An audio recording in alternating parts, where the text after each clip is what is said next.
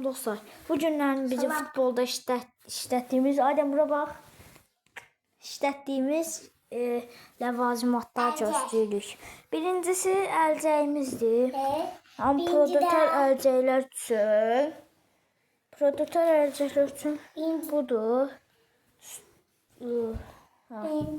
Sonra Messi də.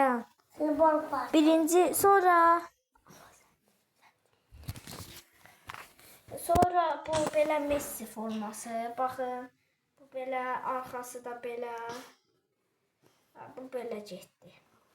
Bunu qoyaq bura. Şeylərimizi belə yığacağıq. Sonra dostlar. Budur. Budur. Bu da Messi formasıdır. Amma mən Ronaldo'cuyam. Bu Messi'nin forması. Dayan.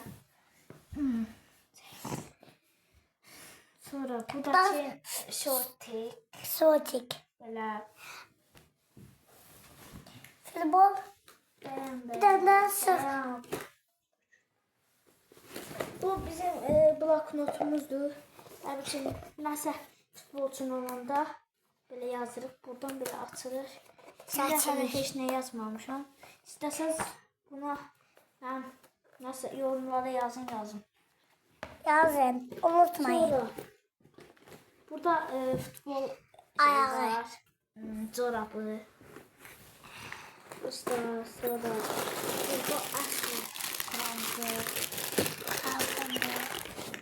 bu dondur.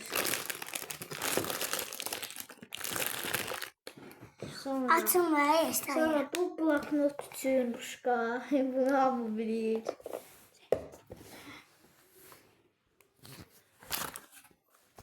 Bunlar hələ var.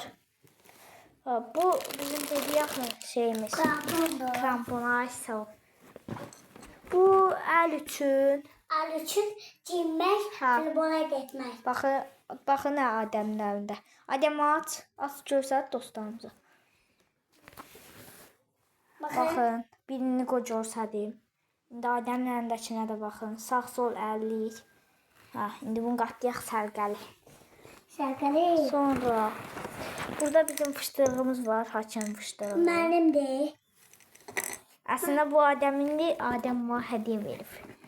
Bu bizim dizdiyimiz. Dizdiyimizdə taxında dedik. Aslında məndə balacası da var, həm də 2 dənə. Bu isə əfsanə Neymar.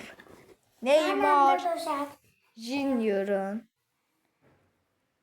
Bu tərsinə tutub. İndi o eləsinə tutsun.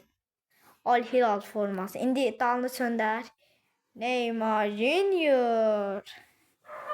Bu isə şortikdir. Adəm, bu qoy bura. Bunlar hərəkin. Aslında çoxdur bizim şeylərimiz. Paltarımız. Amma hələ var. Hələ bizim Oya. Bu da bizim şortikimiz. Dostlar, bu günlərin video belə qıtadır. Bizim ləvazimatlarımız. Bu da fıştığı çal. Yavaş.